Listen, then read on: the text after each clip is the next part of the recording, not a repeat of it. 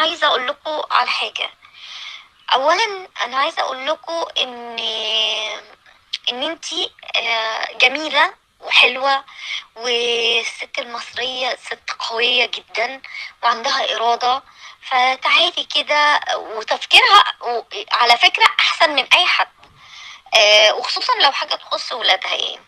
طيب تعالي بقى كده، بتبُصّي تلاقي نَفْسِك ما بين نارين، ما بين الحاجة اللي بتترمي وخايفة عليها والحاجة إن أنا أقف قدّام نَفْسي في المراية وأبُص لنَفْسي وأقول إيه ده، تخنت.